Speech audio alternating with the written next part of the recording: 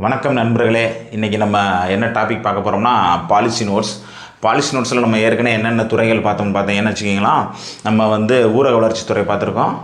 அப்புறம் நம்ம என்ன பார்த்துருக்கோம்னா உயர்கல்வித்துறை பார்த்துருக்கோம். அப்புறம் பார்த்திங்கன்னா ரெவன்யூ டிபார்ட்மெண்ட் பார்த்துருக்கோம். அதுக்கப்புறமேட்டு பார்த்திங்கன்னா நம்ம மருத்துவம் மற்றும் மக்கள் நல்வாழ்வுத்துறை, இந்த 4 துறையை பார்த்துருக்கோம். இப்போ நம்ம 5ஆவதாக பார்க்க போகிற என்ன துறைன்னு பார்த்தீங்கன்னா பள்ளிக்கல்வித்துறை. இந்த பள்ளிக்கல்வித்துறையை தான் இப்போ நம்ம பார்க்க போகிறோம். இந்த பள்ளிக்கல்வித்துறை பார்த்திங்கன்னா இதுக்கு என்ன சொல்கிறாங்கன்னா டிபிஐ எங்கே இருக்குன்னா நம்ம சென்னை நுங்கம்பாக்கத்தில் இருக்குது. DPI director of public instruction campus. என்னது டிபிஐ வளாகம் தான் சொல்லுவாங்க, டிபிஐ கேம்பஸ்ன்னு தான் சொல்லுவாங்க.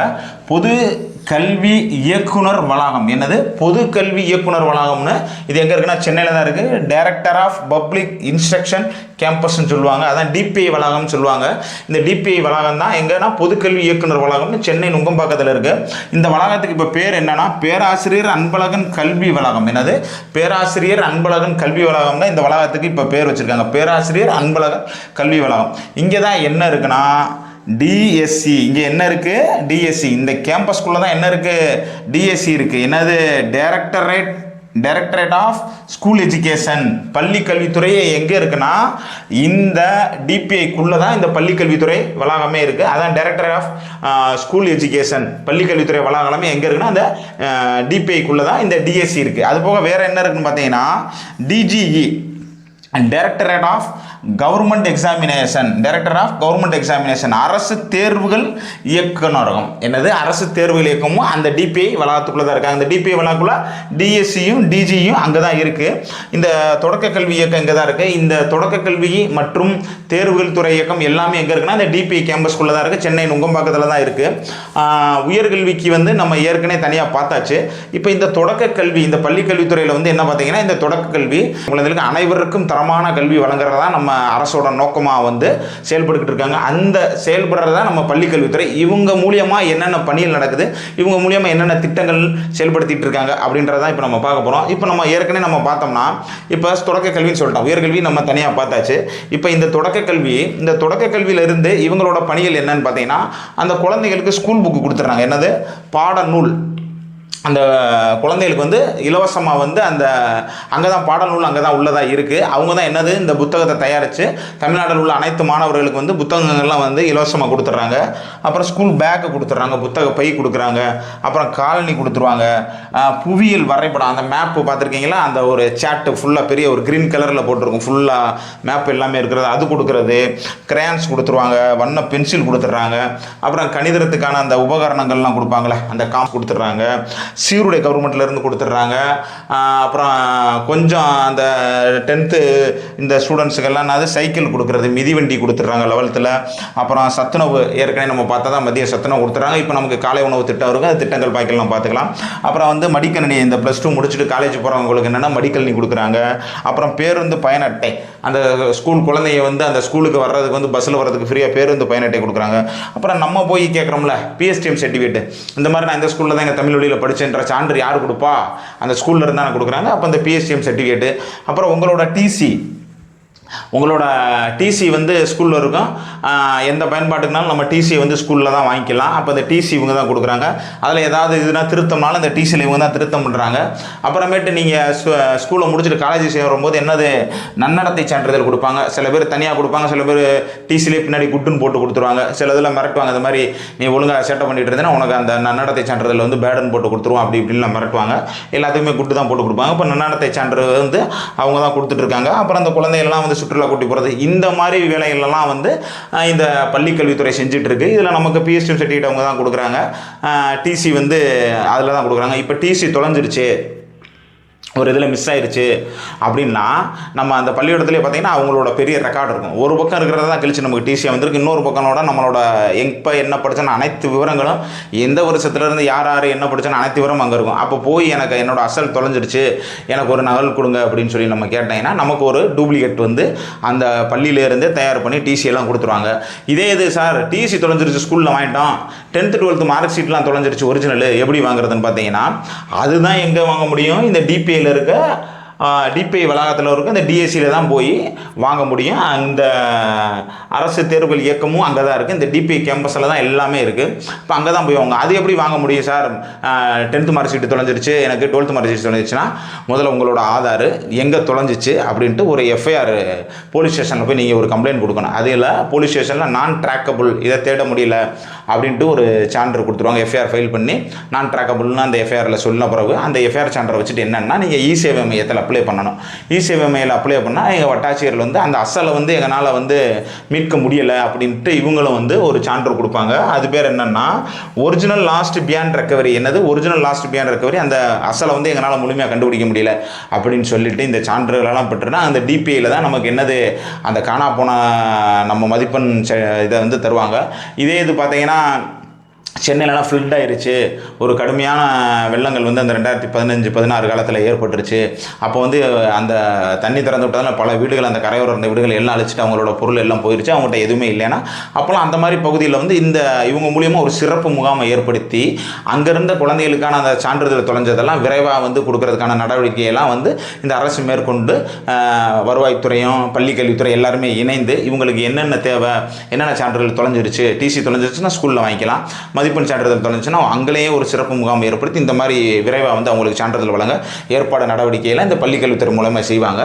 இப்போ இவங்க என்னென்ன திட்டங்கள் செஞ்சுருக்காங்க, இவங்களால என்னென்ன திட்டங்கள் வந்து செயல்பட்டு கொண்டு இருக்கிறது அப்படின்றதான் நம்ம பார்க்க போகிறோம். இப்போ இந்த திட்டங்களெல்லாம் நம்ம பார்ப்போம். நீங்கள் நுங்கம்பாக்கம் போனீங்கன்னா இந்த டிபிஐ வளாகம் இருக்கும், ஒரு பெரிய வளாகம். அதில் வந்து பார்த்தீங்கன்னா என்னென்ன பணிகள் இருக்குதுன்னு பார்த்தீங்கன்னு வச்சுக்கோங்களேன். ஒரு ஆசிரியர் டிரான்ஸ்ஃபராக இருக்கட்டும், எங்களுக்கு ஒரு சம்பளம் இல்லை, ஒரு பிரச்சனையாக இருக்குது, ஐஎஃப்ஹெச்ஆர்எம்சி எதாக இருந்தாலும் அங்கே சென்னையில் போய் இந்த டிபிஐ வளாகத்தில் தான் நம்ம வந்து கிளியர் பண்ண முடியும். அப்போ அந்த மதிப்பெண் சான்றிதழ் ஏதோ பிரச்சனை ஆயிடுச்சுன்னா திருத்தம்னாலும் அங்கே தான் டிபிஐயில் தான் போய் பண்ண முடியும். ஆசிரியரோட மாறுதலாக இருக்கட்டும், வேறு என்ன சொல்லலாம் பார்த்தீங்கன்னா தேர்வு முடிவுகள், இந்த தேர்வு முடிவுகளில் ஏதாவது ஏற்பட்டுச்சுன்னா இந்த தேர்வு முடிவுகள் அங்கேருந்தால் வெளியாகுது, அனைத்துமே இந்த டிபிஐ வளாகத்தில் தான் இருக்குது. அதுதான் என்னென்னா சென்னையில் இருக்க நுங்கம்பாக்கத்தில். நாங்கள் நம்ம ஸ்கூல் புக்கு வந்து இப்போ நம்ம படிக்கிறோம்ல ஸ்கூல் புக்கு முதல் பழைய புக் வாங்குவோம், சிலது புது அந்த சிறப்பு தமிழ் இந்த மாதிரி வந்து பார்த்திங்கன்னா இப்போ மதுரையில் சிறப்பு தமிழ் புக்கு வாங்கணும். பார்த்திங்கன்னா மதுரையில் ஒரு ரொம்ப குறுகிய பள்ளியில் மட்டும்தான் +1 +2 சிறப்பு தமிழ் புத்தகமே அந்த இருக்கும், மற்ற இடத்துலலாம் இருக்காது. அப்படின்றப்ப அதோட புக்கு வந்து நமக்கு ரொம்ப கிடைக்காது, அது ரொம்ப கஷ்டமாக இருந்துச்சு. இப்போ கூட உங்களுக்கு கலர் பிரிண்ட் போட்டு எல்லாம் கொடுத்துட்றாங்க, அந்த காலத்தில் கிடைக்காது. அப்போ நாங்கள் இதுக்காக என்னென்னா சென்னை போகிற டைம் போகிற நேரடியாக போனோன்னே எங்கே போகிறதுனா இந்த டிபிஐயில் போய் அது அரசியலமைப்பாக இருக்கட்டும், ஜியாகிரஃபி 11th 12th அப்புறம் இந்த சிறப்பு தமிழ் புத்தகம் எல்லாம் வாங்க அங்கே தான் போய் வாங்கிட்டு வருவோம். டிபிஐயில் போனால் புதுசாக உள்ளே இருக்கும், அப்படியே வருஷப்படி காலையிலே போனீங்கனால கூட்டம் வரிசையாக நிற்கும், அப்படியே நீங்கள் உள்ளே போய் வரிசையில் நமக்கு என்ன புக்கு தேவையோ அப்படின்னு சொல்லிட்டு வாங்கிட்டு வருவோம். அப்புறம் எவன் சென்னை போனாலும் அவன்கிட்ட முதல் சொல்கிற வேலை இது தான், தம்பி எப்படியா அந்த நுங்கம்பாக்கத்தில் டிபிஐ போய்ட்டு இந்த புக்கெலாம் என்ன இருக்குன்னு போய் ஃபோன் போடு, இதை ஸ்டாக் இருக்குன்னா என்னென்ன இருக்கோ இருக்கிறத பூரா முதல்ல வாங்கிட்டு வாங்க. அந்த புத்தகங்களாம் முதல்ல வந்து வாங்குறதுக்கான மையமே எங்களுக்கு டிபிஐ தான். பெரும்பாலும் நாங்கள் டிபிஐயில் தான் அனைத்து புத்தகங்களையுமே வாங்கியிருக்கோம். இப்போ இந்த பள்ளிக்கல்வித்துறையில் என்னென்ன திட்டங்கள் வந்து செயல்படுத்திக்கிட்டு இருக்காங்கன்றதை இப்போ நம்ம பார்ப்போம். பள்ளிக்கல்வித்துறையில் நம்ம என்ன திட்டம் பார்க்குறேன்னு பார்த்தோம்னா, ஃபஸ்ட்டு இல்லம் தேடி கல்வி திட்டம். என்ன திட்டம்? இல்லம் தேடி கல்வி திட்டம் 2021. இந்த இல்லம் தேடி கல்வி திட்டம் எதுக்காக தொடங்கினாங்கன்னு பார்த்தீங்கன்னா, நம்ம கோவிட் வந்த பிறகு பள்ளிகள்லாம் வந்து நிறையா மூடிட்டாங்க. அப்போ வந்து லீவில் இவங்க பூரா வீட்டிலே இருந்தாங்க, இவங்க படிக்கவே இல்லை, மொபைலில் வந்து ஆன்லைன் கிளாஸ் எடுத்தால் பாதி பேர் கிராமப்புறத்துலலாம் அந்த ஃபோன் இல்லாதனால ஆன்லைன் கிளாஸ்லாம் எதுவுமே அவங்களால கவனிக்க முடியல. அப்போ இவங்களோட கற்றல் இடைவெளி அதிகரிச்சிருச்சு. எப்படின்னா அந்த கொரோனாவில் அதிக லீவில் இவங்க இருந்துட்டாங்க. அப்போ நம்ம மாணவர்களுக்கு வந்து கற்றல் இடைவெளி எதிர்த்து அந்த கற்றல் இடைவெளியை ஈடு செய்கிறதுக்கு ஏதாவது ஒரு திட்டத்தை தீர்த்து இவங்களை முதல்ல அந்த கற்றலுக்குள்ள உங்களை கொண்டு வரணும் அப்படின்னு சொல்லி ஒரு சிறப்பாக கொண்டு வர திட்டப்பட்டது தான் இது. என்னது? இல்லம் தேடி கல்வி திட்டம். இந்த கொரோனா பெருந்தொற்று காரணத்தினால அந்த மாணவர்கள் ஏற்பட்ட கற்றல் இடைவெளியை குறைக்கிறதுக்காக கொண்டு வரப்பட்ட சிறப்பு திட்டம் தான் இந்த திட்டம். இந்த திட்டம் எங்கே தொடங்கினாங்கன்னு பார்த்தீங்கன்னா 2021 அக்டோபர் மாதம் விழுப்புரம் மாவட்டத்தில் உள்ள மரக்காணத்தில் முதலியார் குப்பத்தில் தான் முதல்ல வந்து இது தொடங்குறாங்க. முதல்ல ஒரு 12 மாவட்டத்துக்கு தான் இதை முதல்ல தொடங்கி பார்ப்பாங்க. அது சிறப்பாக செயல்பட்ட பிறகு தான் என்ன செஞ்சாங்கன்னா அடுத்து ஒரு 26 மாவட்டத்துக்கு ஜனவரி 2021 திருப்பி இதை வந்து எல்லா மாவட்டத்துக்கும் விரிவுபடுத்தினாங்க. இப்போ பார்த்தீங்கன்னா விழுப்புரம் மரக்காணம் முதலியார் குப்பத்தெல்லாம் தொடங்கினாங்க. நீங்கள் இந்த இல்லம் தேடி கல்விக்கு எப்படி ஷார்ட்கட் வச்சிங்கன்னா அந்த குப்பத்தில் இருக்க முதலாளின்னு வச்சுக்கோங்க. எப்படி குப்பத்தில் இருக்க முதலாளியே என்ன செஞ்சுறாரு, மரம்னா என்னது போர்டு வாங்கிட்டு வந்து உங்கள் இல்லத்திலே விழுந்துடுறாரு. என்னது விழுந்துடுறாருன்னா விழுப்புரம். எப்படி ஷார்ட்கட் வச்சுக்கோங்க, குப்பத்தில் இருக்க முதலியாருக்கு குப்பத்தில் இருக்க முதலாளி மரக்காணம்னா மரம்னா போர்டு, ஒரு மர போர்டை வாங்கிட்டு வந்து உங்கள் இல்லத்துலனா இல்லந்தேடி கல்வி விழுந்துடுறாருன்னா விழுப்புரம். இப்படி ஷார்ட்கட் வச்சுக்கோங்க. இது ப்ரீவியஸ் இயர் கொஸ்டின்லையும் கேட்டிருக்காங்க இந்த திட்டத்தை.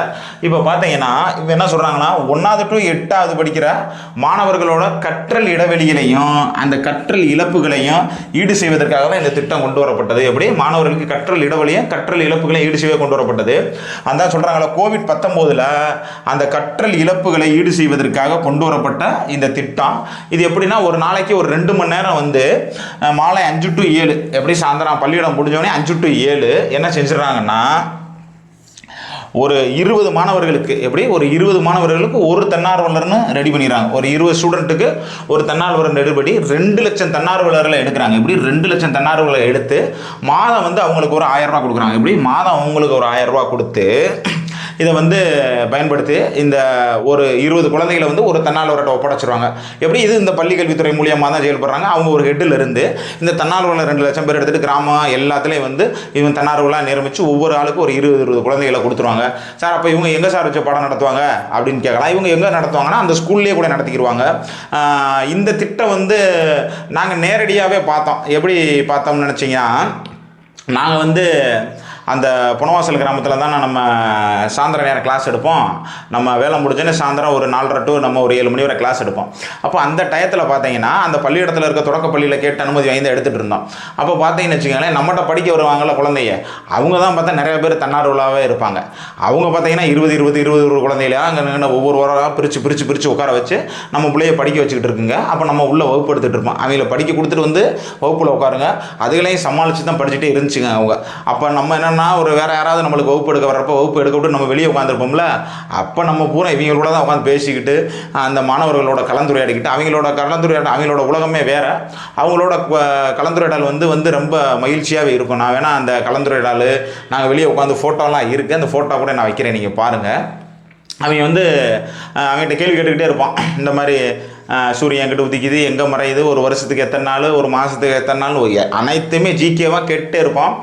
தெரிஞ்ச அளவுக்கு பதில் சொல்லுவாங்க. தெரியலேன்னு சொன்னால் எங்கள் ஸ்டூடெண்ட்டை கூப்பிட்டு அவங்கள இப்படி இருக்க வைக்காதீங்க, சின்ன சின்ன விஷயங்களை நீங்கள் சொல்லி கொடுத்து அவங்கள டெவலப் பண்ணிட்டே வாங்க. உங்களை பார்த்து தான் அவங்கள வருவாங்க. இப்போ நீங்கள் படிக்கிறத பார்த்து ஆர்வமாக தான் அவங்கள வந்து உட்காந்து இங்கே படிக்கிறாங்க. நம்ம அக்கா எல்லாமே இங்கே உள்ளே உட்காந்து படிச்சுட்டு இருக்காங்க, இவங்க பெரிய ஆளுகளை நம்மளும் படிக்கணும்னு சொல்லிட்டு அவங்களுக்கு ஒரு விருப்பம் வரும்னு சொல்லிட்டு அவங்களும் படிப்பாங்க. நாங்களும் பெரும்பாலுமா இந்த இல்லந்தேடி கல்வியில் வகுப்பு எடுத்துகிட்டு இருந்தோம். ஏன்னா இவங்க பூரா உள்ளே போயிடுவாங்க. இப்போ நாங்கள் ஒரு 2-3 விஓவாக இருக்கிறப்ப ஆசிரியரை வந்து எடுப்போம். ஒரு ஆள் கிளாஸ் எடுத்துகிட்டு இருக்கேன், நாங்கள் வெளியே உட்காந்துருப்போம்ல. அப்போ நீங்கள் போய் படிக்கிற, நாங்கள் பார்த்துக்கிறேன் அவங்கன்னு சொல்லிட்டு நாங்கள் உட்காந்து அவங்களுக்கெல்லாம் வகுப்பு எடுத்துகிட்டு இருக்கோம். எங்கள் குழந்தைகள் வந்து இந்த 1000 ரூபாய்க்காக நிறைய வேலை பார்த்துட்டு இருந்தாங்க. இதில் என்ன ஒன்று நடந்துச்சுன்னா, இவங்களுக்கு பூரா ஒரு தேர்வுகள் வச்சாங்க. இந்த தன்னார்வலுக்கு தேர்வுகள் வச்சு அதில் வெற்றி பெற்றவங்களுக்கு ஒரு 8000 ரூபா ஊதியத்தில் இப்போ பள்ளிகளில் வந்து இவங்களை பூரா நியமிச்சிருக்காங்க. அந்த தன்னார்வலர்கள் நிறையா பேர். அதில் நம்ம டீமில் பெரும்பாலும் நிறையா பேர் பாஸ் ஆகி ஓடி போயிட்டாங்க. கொஞ்சம் பொறுங்கடா குரூப் 4 பாஸ் பண்ணிட்டு போவோம் அப்படின்னு சொல்கிறதுக்குள்ள அவங்க என்ன பண்ணிட்டாங்க, இந்த இல்லந்தேடி எங்களுக்கு 8000 ரூபா போதும், கிராமத்தில் 7500 நினைக்கிறேன் போதும்னு சொல்லி நிறையா பாஸ் பண்ணி ஓடி போய் இப்போ நம்மகிட்ட படித்ததுலேயே ஒரு 5-6 பேர் அந்த இல்லந்தேடி கல்வியில் தான் இப்போ வேலை பார்த்துட்டு இருக்காங்க. இப்போ இந்த குரூப் 4க்குள்ளே வாங்கிட்டானா அந்த வேலையை விட்டுட்டு இதில் வர முடியாத சூழ்நிலையில் மாட்டிக்கிட்டாங்க. அந்த மாதிரி யோசிச்சு செயல்பட்டு தான் அவங்க உறுதி எல்லாருமே குரூப் 4 கிளியர் பண்ணுற கேண்டிடேட் தான். இதில் உடனே ஊர்கள் கிடைக்குது, வீட்டு பக்கத்திலே கிடைக்குதுன்னு ஒரு இதில் போய் எழுதி பாஸ் ஆகிட்டு 7500 ரூபாய். இப்போ அதிக வகுப்புகள் அவங்க தான் எடுத்துக்கிட்டு இருக்காங்க. நிறையா ஸ்கூலில் வந்து வகுப்புகளை இப்போ அவங்கள வச்சு தான் நிறையா நடத்திட்டு இருக்காங்க. இப்போ இந்த திட்டத்தின் பார்த்தீங்கன்னா 30 லட்சம் குழந்தைகள் வந்து இந்த திட்டத்தில் பயன்பெற்றிருக்காங்க. நான் ஆரம்பத்தில் சொன்ன மாதிரி தான் 12 மாவட்டத்தில் இதை ஸ்டார்ட் பண்ணாங்க. அப்புறம் 26 மாவட்டத்தில் வந்து ஜனவரி 2022 தான் வந்து தொடங்கினாங்க. உண்மையிலே வந்து இது ஒரு சிறப்பான திட்டம் தான். அந்த மாணவர்கள் இழப்பை ஈடு செய்வதற்காக அவங்கள 2 மணி நேரம் டியூஷன் மாதிரின்னு வச்சுக்கோங்களேன். அந்த இல்லத்திலே அவங்களோட ஒன்று ஸ்கூலு பக்கத்தில், ஸ்கூல் இல்லைன்னா ஏதாவது ஒரு பொது இடத்துல உட்கார வச்சுருப்பாங்க. அப்படியே இடம் இல்லைன்னா அந்த தன்னார்வலர் அவங்க வீட்டு பக்கத்தில் இருக்கிற ஏதாவது இடத்துல இந்த 20 மாணவர்களை வர வச்சு அவங்களுக்கு சொல்லிக் கொடுக்கணும். இதை கண்காணிக்கிறதுக்கான அந்த தலைமை ஆசிரியர் குழு இருக்கும். ஒரு 3 குழு இருக்குது. இதில் மாவட்ட அளவில் ஒரு குழு இருக்குது, மாநில அளவில் ஒரு குழு இருக்குது, அந்த கிராமப்புறத்தில் ஒரு குழு இருக்குது. அந்த தலைமை ஆசிரியர்கிட்ட போய் இவங்க வந்து தலைமை ஆசிரியர் கேட்பாங்க, என்ன நடத்தினாங்க, என்ன சொல்லிக் கொடுத்தாங்க, எல்லா விவரத்தையும் இந்த தன்னார்வலர். சில பேர் வந்து இவங்களை உட்கார வச்சு நடத்தாம விட்டுட்டு போயிடக்கூடாதுல. அப்போ அந்த மாணவர்கள்ட்ட வந்து அந்த தலைமை ஆசிரியர் வந்து கேட்டுருவாங்க, இவங்க பாடம் நடத்தினாங்களா, உங்களுக்கு சொல்லிக் கொடுத்தாங்களா, என்னென்ன செஞ்சாங்க, என்ன நடக்கிறதா இருந்தாலும் இவங்க தலைமை ஆசிரியர் தகவல் தெரிவிப்பாங்க. இவங்களுக்கு ஒரு குழு அமைச்சு தொடர்ச்சியாக ஒவ்வொரு மாதமும் மீட்டிங் ஏற்படுத்தி என்னென்ன மாதிரி நடத்தணும் எல்லா விவரத்தையுமே சொல்லி இந்த குழந்தைகளை வந்து கற்றல் ஈடு செய்கிறதுக்கு நடத்தப்பட்ட சிறப்பு திட்டம் தான் இந்த இல்லந்தேடி கல்வி திட்டம். இந்த இல்லந்தேடி கல்வி திட்டத்தில் நாங்களும் வகுப்பு எடுத்திருக்கோம்ன்றது எங்களுக்கு ஒரு ரொம்ப மகிழ்ச்சியான விஷயம் தான். நாங்கள் அவங்க கூட உட்காந்து குழந்தைகளோட உட்காந்து அவங்களோட உலகத்துக்குள்ளே போயிட்டு வந்திருந்தோம். ரொம்ப அழகான அந்த நினைவுகள் இப்போ கிடைக்கும்னு நினச்சா கிடைக்காது. ஃபோட்டோ வைக்கிறேன், நீங்கள் பாருங்கள். இப்போ நம்ம அதுக்கடுத்து பாருங்கன்னா எண்ணும் எழுத்தும் திட்டம். என்னது எண்ணும் எழுத்தும் திட்டம் 2022 ஜூன் 13, 2022 திருவள்ளூர் மாவட்டத்தில் தொடங்கியிருக்காங்க. இந்த திட்டம் என்னது எண்ணும் எழுத்தும் திட்டம். இந்த திட்டத்தை தான் என்னன்னு சொல்லுவாங்கன்னா அரும்பு மொட்டு மலர் அப்படின்ற மாதிரிலாம் பிரித்தாங்க. இதை கூட ஒரு அரசியல் கட்சி வந்து என்ன சொன்னாங்கன்னா இதை நாங்கள் கொண்டு வர்ற மாதிரி இருந்தால் இதை நீங்கள் வந்து பயன்படுத்திகிட்டு இருக்கீங்க அப்படின்ட்டு வந்து சொல்லிட்டு இருந்தாங்க. இந்த திட்டம் என்னன்னு பார்த்தீங்கன்னா 1 முதல் 3ஆம் வகுப்பு வரை உள்ள குழந்தைகளுக்கு, அதாவது 8 வயது வரை உள்ள குழந்தைகளுக்கு அந்த குழந்தைய வாசிக்கணும், அந்த குழந்தைய எழுத வைக்கணும். அந்த குழந்தையோட அடிப்படை எண்ணறிவு திறன்களை அந்த குழந்தை பெறணும். எப்படி அந்த குழந்தை முதல் வாசிக்கணும், அந்த குழந்தை எழுதணும். அந்த குழந்தை அடிப்படை எண்ணறிவு திறன்களை பெறுவதற்காக இந்த எண்ணும் எழுத்து திட்டம் கொண்டு வர வச்சு இந்த 2022 1 to 3 வரைக்கும் வச்சுருந்தாங்க. 2023 பார்த்தீங்கன்னா 4வது 5வதையும் சேர்த்து அந்த எண்ணும் எழுத்து திட்டத்தை கொண்டு வந்தாங்க. இதில் என்னென்னா அந்த ஆசிரியர்களுக்கு வந்து இதுக்கு சிறப்பு பயிற்சி கொடுத்துருவாங்க. இந்த எண்ணும் எழுத்தறிவு திட்டத்துக்கு எண்ணும் எழுத்தும் திட்டத்துக்கு என்னென்னா ஆசிரியர்களுக்கு சிறப்பு பயிற்சி கொடுத்துட்டு அவங்களுக்கு அந்த பயிற்சிக்கான கையேடு கொடுத்துருவாங்க. இந்த கற்றலுக்கு வந்து மாணவர்களுக்கு வந்து சிறப்பு உபகரணம்லாம் அந்த புக்கு மெட்டீரியல் எல்லாமே கொடுத்துட்றாங்க. தனியாக இவங்களுக்குன்னே வந்து நான் பார்த்துருக்கேன். அந்த இதில் வந்து ஸ்கூலுக்கு வந்து இறங்கும் எங்கள் ஸ்கூலுக்கு தொடக்கப்பள்ளியில் ஆசிரியர் வந்து அந்த அவங்க குழந்தைகளை கொடுத்து ஒவ்வொரு அரும்பு மொட்டு மலர் அந்த மாதிரி பிரித்து வரும். அந்தந்த ஸ்டேஜில் வந்து அவங்களுக்கு என்ன மாதிரி கற்றுக்கிற முடியும்னு அழகான ஒரு கையேடை கொடுத்து அந்த மாணவர்கள் வந்து திறம்பட வந்து அந்த வாசிக்கிற திறமையும் அவங்களோட எண்ணறிவு திறமையும் எழுதுகிற திறமையும் கொண்டு வர்றதுக்காக இந்த திட்டம் கொண்டது. இவங்களுக்கு அந்த கற்றல் உபகரணம் ஆசிரியர்களுக்கு கையேடு சிறப்பு பயிற்சியெல்லாம் வழங்கி இந்த திட்டம் சிறப்பாக வந்து செயல்படுத்திக்கிட்டு இருந்தாங்க. அதே மாதிரி தான் தொடக்க காலத்தில் இருக்கிற அந்த 1 to 3வது மாணவர்கள் வந்து வாசிக்க எழுதுகிற எல்லாமே பழகணுன்றதுக்காக இந்த சிறப்பு திட்டம் கொண்டு வரப்பட்டது. இப்போ 4வது 5வதுக்கு சேர்த்து இதை எடுத்துகிட்டு இருக்காங்க. நாங்கள் வந்து ஏன் இந்த திட்டம்லாம் தெரியும்னா நாங்கள் அந்த பள்ளியோட வகுப்பு எடுத்துகிட்டு இருக்கிறப்ப இந்த திட்டம் செயல்பட்டுக்கிட்டு இருக்கும்போது எங்களுக்கு நல்லாவே இந்த திட்டத்தை பற்றி நாங்கள் அறிஞ்சிருந்தோம். அந்த புத்தகங்களை தான் பார்த்தா எல்லாமே அருமையாக தான் இருந்துச்சு. நம்ம இப்போ அடுத்தடுத்த பள்ளிக்கல்வித்துறையில் அடுத்து என்ன திட்டம்னு பார்த்தீங்கன்னா வானவில் மன்றம் 2022. இது எப்படின்னா சொல்கிறாங்கன்னா நடமாடும் அறிவியல் ஆய்வகம்னு சொல்கிறாங்க. வானவில் மன்றம் 2022 நடமாடும் அறிவியல் ஆய்வகம் சொல்கிறாங்க. எப்போ தொடங்கினாங்கன்னா நவம்பர் 28 பாப்பாக்குறிச்சி காட்டூர் திருச்சியில் இதை வந்து தொடங்கியிருக்காங்க. இதுக்கு ஷார்ட்கட்டை நீங்கள் எப்படின்னு பார்த்துக்கங்கன்னா நம்ம வந்து இல்லம் தேடி கல்விக்கு எப்படி ஷார்ட்கட் வச்சுருந்தோம், ஒரு குப்பத்தில் இருக்க ஒரு முதலாளி ஒரு மரப்பலாயை வாங்கிட்டு வந்து இல்லத்திலே விழுகிறாருன்னு வச்சுருந்தோம். அப்போ என்னது அது விழுப்புரம் மரக்காணம் முதலியார் குப்பத்தில் இல்லந்தேடி கல்வி தொடங்கினாங்க. இது பார்த்தீங்கன்னா ஒரு வானவிலை வந்து ஒரு பாப்பா பார்த்துட்டு காட்டுக்குள்ளேயே திரிஞ்சிச்சுன்னு வச்சுக்கோங்க. ஒரு வானவிலை ஒரு பாப்பா பார்த்துட்டு காட்டுக்குள்ளேயே திரிஞ்சிச்சுன்னு வச்சுக்கோங்க. அப்போ வானவில் பாப்பா காட்டுக்குள்ளேயே திருச்சின்னு வச்சுக்கோங்க. அப்போ ஒரு வானவிலை பார்த்துட்டு ஒரு பாப்பா காட்டுக்குள்ளேயே தெரிஞ்சிச்சுன்னு இதுக்கு ஷார்ட்கட் வச்சுக்கோங்க. இது என்னன்னா மாணவர்களிடையே அறிவியல் மற்றும் கணிதம் குறித்து ஆர்வத்தை ஏற்படுத்துறதுக்காக சில மாணவர்கள் வந்து பார்த்தீங்கன்னா அறிவியல் பாடம் கணிதம் பாடம்னாலே ஒரு மாதிரி விறப்பாகி ஒரு மாதிரி வெறுப்பா இந்த மாதிரி வந்து இதை படிக்க கஷ்டமாக இருக்குது அப்படின்ட்டு அவங்ககிட்ட வந்து ஆர்வத்தை தூண்டுறதுக்காகத்தான் இந்த வானவில் மன்றத்தை ஏற்படுத்தினாங்க. அப்போ வந்து மாணவர்கள் அறிவியல் கணிதம் குறித்து ஆர்வத்தை ஏற்படுத்துறதுக்காகவும் மனப்பாடம் செய்வதை தடுத்து செயல்முறை அடிப்படையில் கல்வியை வந்து கட்டுறதுக்காக பூரா உட்காந்து மர்க்கர் பண்ணி மனப்பாடம் பண்ணி இது பண்ணி அதை அப்படியே கொண்டு வந்து போஸ்ட் பண்ணுறதை நிறுத்திட்டு மனப்பாடம் செய்வதை தடுத்துட்டு செயல்முறையில் இதை எப்படி என்னென்னு கான்செப்ட் ரீதியாக தெரிஞ்சுக்கிறதுக்காகத்தான் இந்த வானவில் மன்றமே தொடங்கப்பட்டு அவங்களுக்கான பயிற்சிகள் வழங்கப்பட்டது. இந்த பயிற்சிகள் எப்படின்னு பண்ணால் இந்த துறை வல்லுநர்கள் இருக்காங்களா STM துறை வல்லுநர்களாலேயே தேர்வு செய்யப்பட்டு அவங்களுக்கு பயிற்சி அளிக்கப்பட்டு அந்த துறை வல்லுநர்களே என்னென்னா இந்த பள்ளிகளுக்கெல்லாம் சென்று அந்த ஸ்கூலுக்கெல்லாம் சென்று அந்த மாணவர்களுக்கு பயிற்சி அளிக்கிறது தான் இந்த வானவில் மன்றம். எப்படின்னா ஒரு துறை வல்லுநர்கள் இந்த இதில் சிறந்து அவங்கள ஆளை தேர்வு பண்ணி அவங்களுக்கு நல்ல பயிற்சிகள் வழங்கி அந்த துறை வல்லுநர் மூலமா என்னன்னா ஒவ்வொரு பள்ளிகளுக்கு அனுப்பி அந்த பள்ளிகளில் மாணவர்களுக்கு பயிற்சி அளிக்கிற திட்டம் தான் இந்த வானவில் மன்றம். இதோட முதல் கான்செப்ட் என்னன்னா மனப்பாடம் பண்ணுறதை நிறுத்திட்டு அவங்கள செயல்முறையில் கற்றுக்கிற வைக்கணும். ஃபிசிக்ஸ்னால் எப்படி, இது என்னென்ன மாதிரி இதெல்லாம் செயல்படுதுன்ற அனைத்தையுமே தெளிவாக சொல்லிக் கொடுக்குறதுக்கு அவங்களுக்கு அறிவியல் மற்றும் கணிதத்தில் வந்து ஆர்வத்தை அதிகப்படுத்துறதுக்காக தான் இந்த திட்டம் தொடங்கப்பட்டது. இது மிகப்பெரிய சிறப்பான திட்டம் தான். இது பார்த்தீங்கன்னா தமிழ்நாட்டில் உள்ள அரசு நடுநிலைப்பள்ளி, மேல்நிலைப்பள்ளி, உயர்நிலைப்பள்ளி 13,210 அரசு பள்ளிகளில் இந்த திட்டம் செயல்படுத்தப்பட்டு இதில் 25 லட்சம் மாணவர்கள் வந்து பயனடைஞ்சாங்க அப்படின்ட்டு இதில் வந்து சொல்கிறாங்க இந்த வானவில் மன்றம். நம்ம அடுத்து பார்க்க போகிற திட்டம் என்னன்னு பார்த்தீங்கன்னா தகைசால் பள்ளிகள் திட்டம். எனது தகைசால் பள்ளிகள் திட்டம் 2022 செப்டம்பர் 22 சென்னையில் தான் இந்த திட்டம் வந்து தொடங்கியிருக்காங்க. தகைசால் பள்ளிகள் திட்டம். அது என்ன தகைசால் பள்ளிகள் திட்டம் என்னன்னா, டெல்லியில் வந்து பார்த்தீங்கன்னா ஒரு மாதிரி பள்ளி ஒன்று, சிறப்பு பள்ளிகள் இருக்கும். டெல்லியில் பார்த்தீங்கன்னா நம்ம அப்போ அரவிந்த் கெஜ்ரிவால் இருக்கையில் தொடங்கி வச்சுருந்தாங்க. அதில் எப்படி இருக்கும் பார்த்தீங்கன்னா ஸ்மார்ட் வகுப்பறை, அவ்வளோ க்ளீனாக நீட்னஸாக நல்ல காற்றோட்டமாக அவங்களுக்கான ஸ்பெஷலிஸ்ட்ஸ் எல்லாமே ரெடி பண்ணி கொடுத்த அந்த டெல்லி பள்ளியில் பார்த்து அதே மாதிரியாக தமிழ்நாட்டில் தொடங்கணும் கொண்டு வர திட்டம் தான் எனது டெல்லி மாதிரி பள்ளி திட்டத்தின் அடிப்படையிலேயே நம்ம தமிழ்நாட்டில் கொண்டு வரப்பட்டதான் எனது தகைசால் பள்ளிகள் திட்டம். எனது தகைசால் பள்ளிகள் திட்டம். இந்த திட்டம் பார்த்தீங்கன்னா என்னென்னு பார்த்தீங்கன்னா ஸ்மார்ட் கிளாஸு, ஸ்மார்ட் வகுப்பறைகள், அந்த ஸ்மார்ட் போர்டில் வகுப்பறைகள். நான் கூட ஒரு ஸ்கூலுக்கு போயிருந்தேன். அந்த என்என்எம்எஸ் தேர்வு இருக்குல்ல, தேசிய திறனறிவு உதவித்தொகை தேர்வு.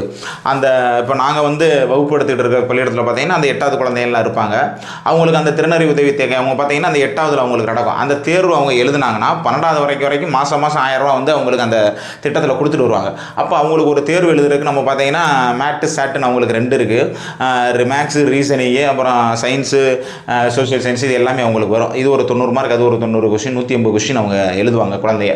இப்போ அவங்களுக்கு வந்து நம்ம இங்கே பாடம் நடத்திட்டு இருக்கையில் பக்கத்தில் அவங்கள ரெடி பண்ணிவிட்டு நம்மகிட்ட படிக்கிற இந்த குழந்தைகளை போய் தான் அங்கே நம்ம நடத்த சொல்லுவோம். அந்த என்என்எம்எஸ்க்கு அதில் அவங்க நடத்தி நம்ம வெற்றி பெற்றாங்க.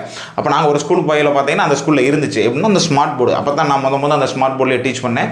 அது இப்படி எல்லாமே எழுதிட்டு ஒரு பட்டன் தான் டக்குன்னு க்ளீன் பண்ணால் எல்லாமே அழிஞ்சிருது. அந்த ஸ்மார்ட் போர்டு வகுப்பறையெல்லாம் அந்த பள்ளியிடத்தில் கொண்டு வந்திருந்தாங்க. அப்புறம் பார்த்தீங்கன்னா உயர் தொழில்நுட்ப ஆய்வகம், நல்ல ஒரு ஆய்வகத்தை வச்சு மாணவர்கள் வந்து பயன்படுறதுக்காக உயர் தொழில்நுட்பத்தில் ஒரு ஆய்வகம் கட்டுறது அந்த ஸ்கூலில். விளையாட்டு பயிற்சிகள் அந்த மாணவர்களுக்கு வழங்குறது. அந்த ஸ்கூலு தகைசால் பள்ளி நாங்கள் போனதில் அந்த விளையாட்டு பயிற்சி மையம், பேஸ்கெட் பால் கிரவுண்டு எல்லாமே நல்லா செலவு பண்ணி கட்டியிருக்காங்க. அடுத்து அந்த ஸ்கூல்லேயே வாசிப்பு இயக்கம் ஏற்படுத்தியிருக்காங்க. அப்புறம் பார்த்தோன்னா ஆசிரியர்களுக்கு பயிற்சி. இந்த தகைசால் பள்ளியில் ஆசிரியர்களுக்கு வந்து இன்னும் நல்லா பயிற்சி கொடுத்து மாணவர்களை டெவலப் பண்ணுறாங்க. ஆசிரியர்கள் பயிற்சி. அப்போ அந்த மாணவர்களுக்கு இசை, கலை, நாடகம் இதிலெல்லாம் வந்து பயிற்சி கொடுக்கறது அந்த மாணவர்களுக்கு. அவங்களோட படைப்பாற்றலை வளர்த்தல். என்ன படைப்பாற்றலை வளர்த்தல்னா, மாணவர் அவனாக சொந்தமாக சில முயற்சியில் சில பொருட்களை வந்து தயாரிக்கணும். சயின்ஸ் படி இந்தபடி ராக்கெட் கண்டுபிடிச்சேன், தண்ணியிலேருந்து இதை எடுக்கிறத கண்டுபிடிச்சேன், லைட் எரியுதை கண்டுபிடிச்சேன், இந்த மாதிரி சில படைப்பாற்றலாம் மாணவர்களை செய்யணும் அப்படின்றது அந்த திட்டம். அப்புறம் வந்து அந்த பள்ளியில் வந்து கலையரங்கம் கட்டி சில கலை நிகழ்ச்சிகள் எல்லாமே நடத்தணும் அப்படின்னு சொல்கிறது இந்த தகைசால் பள்ளிகள் திட்டம். இந்த தகைசால் பள்ளிகள் திட்டம் எப்படி எடுப்பாங்கன்னா, ஒரு 1000 மாணவர்கள் கொண்ட ஒரு பள்ளியை எடுத்து இவங்க செலக்ட் பண்ணி இந்த தகைசால் பள்ளிகளை உருவாக்காங்க. இதுவரைக்கும் நம்ம தமிழ்நாட்டில் வந்து 28 பள்ளிகள் வந்து தகைசால் பள்ளிகளாக மாற்றம் செய்யப்பட்டுள்ளது. 28 பள்ளிகள் தகைசால் பள்ளிகளாக மாற்றம் செய்யப்பட்டிருக்கு.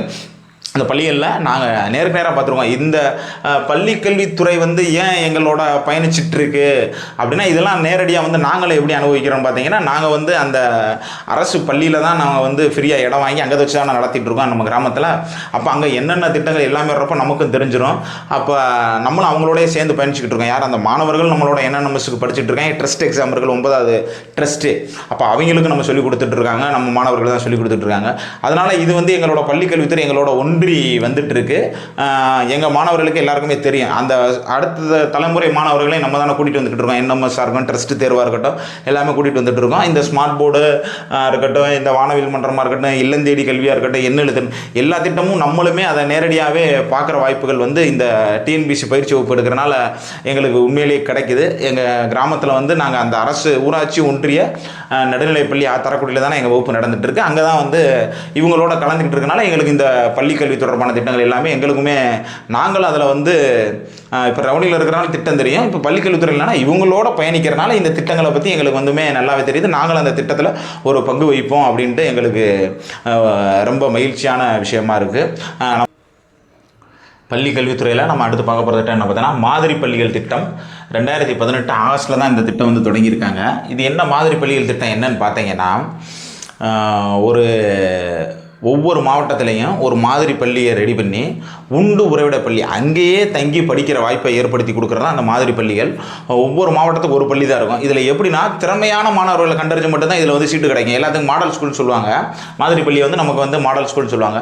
எங்களுக்கு மாடல் ஸ்கூலில் சீட்டு எடுத்துன்னா 10th அதிக மார்க் எடுத்திருந்த மாணவர்களுக்கு வந்து இதில் சீட்டு கொடுத்துட்டாங்கன்னா +1 +2 வந்து அவங்க அங்கேயே தங்கி படித்து அவங்களோட இது மேம்படுத்துறதுக்காகவும் கலை, அப்புறம் தேசிய திறனறிவு தேர்வில் வெற்றி பெற்றவங்க, அப்புறம் விளையாட்டில் சிறந்து விடுறவங்க, இவங்கள மாதிரி சிறந்த மாணவர்களை வந்து ஒவ்வொரு மாவட்டத்திலையும் ஒரு 2000 மாணவர்கள் தான் எடுப்பாங்க. அந்த 2000 மாணவர்களை தேர்வு செஞ்சு இந்த உண்டு உறைவிட பள்ளியில் தங்க வச்சு படித்து அவங்களோட கற்றல் மேம்பாடு அடைய செய்ய வைக்கிறது தான் வந்து இந்த மாதிரி பள்ளிகள் திட்டம். இதுதான் என்ன சொல்கிறாங்க, உண்டு உறைவிட வசதியுடன் மாதிரி பள்ளிகள் தொடங்கப்பட்டுள்ளன. சாப்பிட்டு தங்கி அங்கேயே படிக்கிற மாதிரி ஒவ்வொரு மாவட்டத்துக்கும் ஒரு பள்ளி தொடங்கியிருக்காங்க. 2022 15 மாதிரி பள்ளி தான் முதல்ல தொடங்கினாங்க.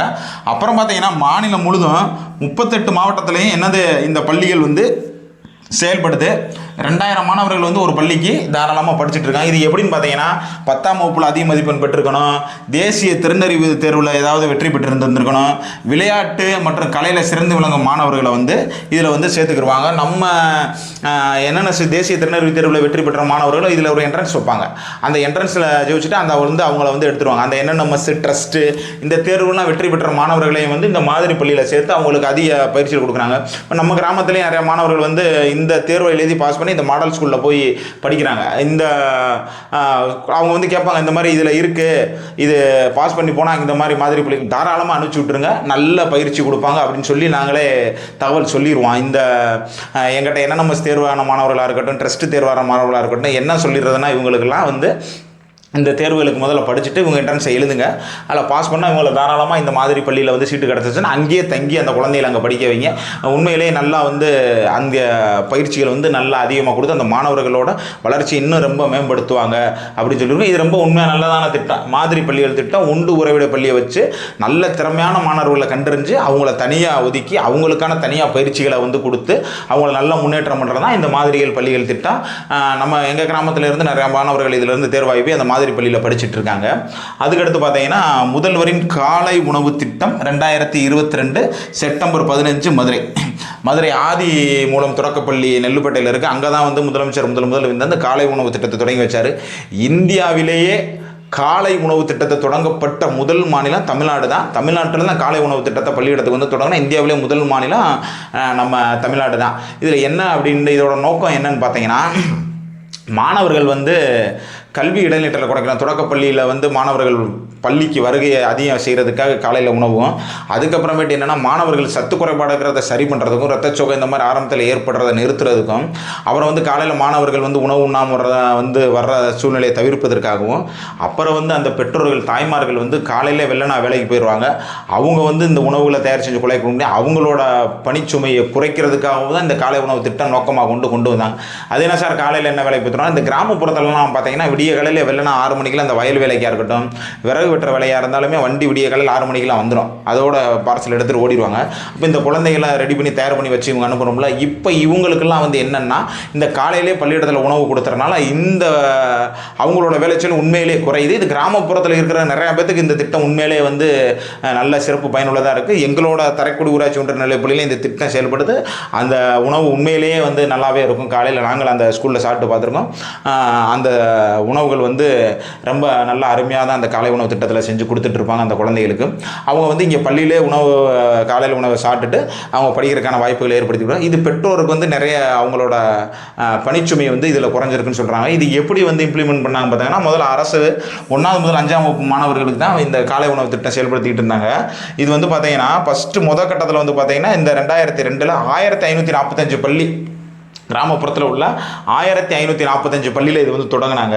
அதுக்கப்புறம் பார்த்தீங்கன்னா 2023 ஆகஸ்ட் 25 பார்த்தீங்கன்னா 30,995 பள்ளிகளில் வந்து இந்த திட்டத்தை அரசு பள்ளிகளில் இந்த திட்டத்தை விரிவுபடுத்தினாங்க. எப்படி 2023 ஆகஸ்ட் 25 30,995 பள்ளிகளில் விரிவுபடுத்தி 18.50 லட்சம் மாணவர்கள் வந்து இந்த காலை உணவு திட்டத்தில் பயன்பெற்று வராங்க. அதுக்கப்புறம் பார்த்தீங்கன்னா 2024 ஜூலை 15 ஊரக பகுதியில் உள்ள அரசு உதவி பெறும் பள்ளி, அரசு பள்ளியில் மட்டும் நடந்துக்கிட்டு இருந்துச்சு. இந்த அரசு உதவி பெறும் பள்ளி என்னன்னு பார்த்தீங்கன்னா, கவர்மெண்ட்டிட்ட வந்து சம்பளம் வாங்குகிற ஆசிரியர்கள் வந்து தனியார் பேரில் இருக்கும் பள்ளியிடம், அரசு பள்ளியாக இருக்க தனியார் பேரில் இருக்கும். பட் சம்பளம் வந்து யாருன்னா அரசு கொடுக்கும். அதுதான் வந்து என்னது, அரசு உதவி பெறும் பள்ளி. அப்போ அந்த ஊரக பகுதியில் உள்ள அரசு உதவி பெறும் பள்ளியில் உள்ள மாணவர்களுக்கு வந்து 2020 வந்து இதில் 2.50 லட்சம் மாணவர்கள் வந்து இதில் இந்த திட்டத்தில் பயன்பட்டாங்க. மூன்றாவது பார்த்தீங்கன்னா அதுக்கடுத்த 4வது 2025 ஆகஸ்ட் 26 நகர்ப்புறத்தில் இருக்குல்ல அரசு உதவி பெறும் பள்ளி, அந்த பள்ளிக்கும் இந்த திட்டத்தை செயல்படுத்தி 3,500,000 மாணவர்கள் வந்து இந்த திட்டத்தில் வந்து பயன்பெறாங்கன்னு சொல்லியிருக்காங்க. உண்மையிலே இந்த முதல்வரின் காலை உணவு திட்டம் வந்து பார்த்திங்கன்னா இந்தியாவிலே முதல் மாநிலம் நம்ம தான். இப்போ நம்ம பார்த்த திட்டங்கள் எல்லாமே ரொம்ப முக்கியமான திட்டங்கள் தான். பள்ளிக்கல்வித்துறையை எடுத்துட்டாலே ஏகப்பட்ட திட்டங்கள் இருக்குது. அது இருக்குது, அதிகமான திட்டங்கள் இருக்குது. நம்ம வந்து இல்லந்தேடி கல்வியாக இருக்கட்டும், தகைசால் பள்ளியாக இருக்கட்டும், மாதிரி பள்ளியாக இருக்கும், முதல்வரின் காலை உணவு திட்டமாக இருக்கும், எண்ணெழு திட்டமாக இருக்கும், எல்லாமே ரொம்ப முக்கியமான திட்டங்கள் தான் நம்ம பார்த்துட்டு இருக்கோம். இப்போ நம்ம பள்ளி கல்வித்துறையில் அடுத்து நம்ம என்ன திட்டம் பார்க்க போகிறோம் பார்த்தீங்கன்னா, நம்ம ஸ்கூல் நம்ம ஊர் பள்ளி திட்டம். என்னது, நம்ம ஸ்கூல் நம்ம ஊர் பள்ளி திட்டம்னு இந்த திட்டம் டிசம்பர் 2022 சென்னையில் தொடங்கியிருக்காங்க. இந்த திட்டத்தோட நோக்கம் என்னன்னா, நம்ம ஸ்கூலு நம்ம ஊர் பள்ளித்திட்டத்தின்படி தன்னார்வலராக இருக்கட்டும், என்ஜிஓவாக இருக்கட்டும், ஒரு சிறு குறு நடுத்தர நிறுவனம் இருக்கட்டும், ஒரு பெருநிறுவனமாக இருக்கட்டும், முன்னாள் மாணவர்களாக இருக்கட்டும், தனிநபர்களாக இருக்கட்டும், இவங்ககிட்ட இருந்து அந்த பள்ளிகளுக்கு, அவங்க ஊரில் இருக்க பள்ளிகளுக்கு ஏதாவது ஒரு பள்ளிகளுக்கு உதவி செய்கிறதுக்காக ஒரு தொகையை வாங்கி அதன் மூலம் அந்த பள்ளியோட கட்டமைப்பை மேம்படுத்துகிறது தான் நம்ம ஸ்கூல் நம்ம ஒரு பள்ளி திட்டம். அரசு பள்ளிகளை மேம்படுத்துவது. என்னது, அரசு பள்ளிகளை மேம்படுத்துவது. அதான் என்ன சொல்கிறாங்க, சிறு குறு நடுத்தர நிறுவனங்களாக இருக்கட்டும், பெருநிறுவனங்களாக இருக்கட்டும், என்ஜிஓவாக இருக்கட்டும், முன்னாள் மாணவர்களாக இருக்கட்டும், தனிநபர்களாக இருக்கட்டும், இவங்களை எல்லாமே இவங்ககிட்ட மூலமாக ஃபண்டை வாங்கி அந்த அரசு பள்ளிகளை மேம்படுத்துறதுக்காக கொண்டு வர திட்டம் தான் என்னது, நம்ம ஸ்கூல் நம்ம ஊர் பள்ளி திட்டம். இந்த திட்டத்தில் பார்த்தீங்கன்னா நம்ம HCL இருக்காங்களே, சிவநாடார், அவங்கெல்லாம் பார்த்தீங்கன்னா நம்ம மதுரையில் வந்து இளங்கோ பள்ளி இருக்குது. அந்த இளங்கோ பள்ளியில், இளங்கோ மேல்நிலை பள்ளியில் பார்த்தீங்கன்னா அந்த கோடிக்கணக்கான பணத்தை வந்து கொடுத்து அந்த கட்டடத்தை வந்து பார்த்தீங்கன்னா ஒரு தனியார் பள்ளி எப்படி இருக்குமோ அந்த அளவுக்கு ரொம்ப ஹைடெக்காக வந்து அவங்க HCLலேருந்து வந்து கட்டி கொடுத்துருக்காங்க. நீங்கள் வேணால் வந்து பாருங்கள், நெட்டில் சர்ச் பண்ணி பாருங்கள். அவ்வளவு அருமையாக வந்து அந்த கட்டடத்தை வந்து கட்டி கொடுத்து மாணவர்கள் வந்து இது அரசு பள்ளி தானான்ற மாதிரி சந்தேகம் இருக்குன்னா அந்த அளவுக்கு அனைத்து ஃபெசிலிட்டிஸோடு வந்து அந்த பள்ளியை வந்து கட்டி கொடுத்துருக்காங்க. இப்போ அந்த மாதிரி இந்த குறு நிறுவனமாக இருக்கட்டும், ஏதாவது பெருநிறுவனமாக இருக்கட்டும், இந்த ஒரு நன்கொடை கொடுத்தா இந்த பள்ளியோட தரத்தை மேம்படுத்தலாம் அப்படின்னு சொல்லி கொண்டு வரப்பட்டதான் இந்த திட்டம். இந்த நீங்கள் டொனேஷன் கொடுக்குறால உங்களுக்கு இணையதளத்திலே வந்து உங்களை வந்து பேரை வந்து ஓப்பனாக வந்து இது இவ்வளோ டொனேஷன் இவங்க கொடுத்துருக்காங்கன்னு இணையதளத்திலே அறிவிச்சிருவாங்க. இதுக்கு தூதராக வந்து யாருன்னா நம்ம செஸ்ஸில் இருக்காருல விஸ்வநாதன் ஆனந்த், அவரை தான் வந்து இந்த நம்ம ஸ்கூலு நம்ம ஒரு பள்ளி திட்டத்தில் தூதராக வந்து விஸ்வநாதன் ஆனந்த் தான் இந்த திட்டத்தில் நியமிச்சிருந்தாங்க. இதில் பாதி அளவு நிறையா மாணவர்கள், முன்னாள் மாணவர்கள்லாம் ஒரு தொகையை திரட்டி அந்த பள்ளியிடத்துக்கான கழிப்பிட வசதியாக இருக்கட்டும், அந்த விளக்கு வசதியாக இருக்கட்டும், மின்விசிறி, இந்த மாதிரி நிறையா இதை வந்து அந்த பள்ளிக்கூடங்களுக்கு வந்து செஞ்சு நிறைய கட்டமைப்புகளுக்கெல்லாம் நல்லா டெவலப் பண்ணாங்க. நிறையா பேர் இதுக்கு வந்து ஃபண்டு கொடுத்து அவங்கவுங்க கிராமத்தில் இருக்கிறத பள்ளிகளை மேம்படுத்துறதுக்காக நிறையா இந்த திட்டம் வந்து பயன்பட்டுச்சு. அதுக்கடுத்து பார்த்தீங்கன்னா பேராசிரியர் அன்பழகன் பள்ளி மேம்பாட்டு திட்டம் 2022. என்னது, பேராசிரியர் அன்பழகன் பள்ளி மேம்பாட்டு திட்டம் 2022.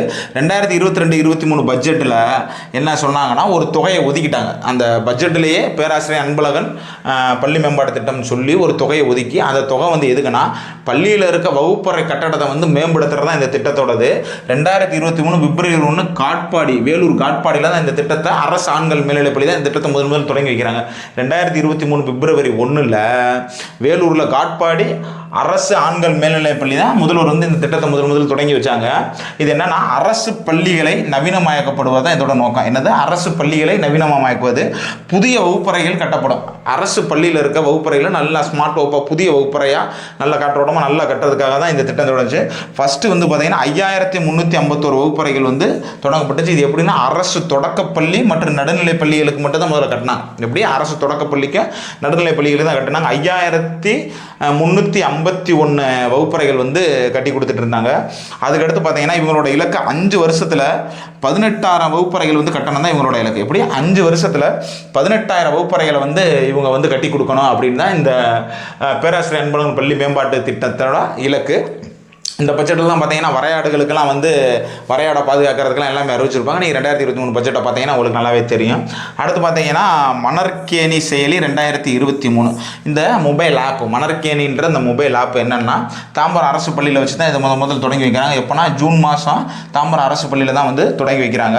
1 முதல் 12வது படிக்கும் மாணவர்கள் பாடங்களை வந்து எப்படின்னா காணொலி வாயிலாக வந்து இவங்க கற்றுக்கிறதுக்கு, பாடங்களை வந்து காணொலி வாயிலாக இவங்க கற்றுக்கிறதுக்காக தான் இந்த மணற்கேணி செயலி திட்டம். நாட்டிலேயே இந்த மொபைல் ஆப் கொண்டு வந்த ஒரே மாநிலம் தமிழ்நாடு மட்டும்தான். இந்தியாவிலேயே முதல் கொண்டு வந்தது நம்ம தான். மணற்கேணி செயலி திட்டம். இந்த திட்டத்தின்படி ஒன்று முதல் பண்ண காணொலி வாயிலாக அந்த ஸ்மார்ட் ஃபோன்லேயே இவங்க வந்து அந்த மொபைல் ஆப்லேயே வந்து காணொலி வாயில இந்த பாடங்களை கற்றுக்கிறதுக்கான ஒரு வாய்ப்பை ஏற்படுத்தி கொடுத்த முதல் மாடல் தான் இது. தமிழ்லையும் இருக்கும், இங்கிலீஷ்லையும் அந்த சப்ஜெக்டை காணொலி வாயிலாகவே மாணவர்கள் படிச்சுக்கலான்ட்டு இந்த திட்டத்தை கொண்டு வந்திருக்காங்க. தமிழ்நாட்டிலே இந்தியாவிலே தமிழ்நாட்டில் தான் முதலாக எப்படி காலை உணவு திட்டமோ இந்த மணற்கேணி செயலி திட்டமோ இந்தியாவிலே நம்ம தான் ஃபஸ்ட்டாக கொண்டு வந்திருக்கோம்.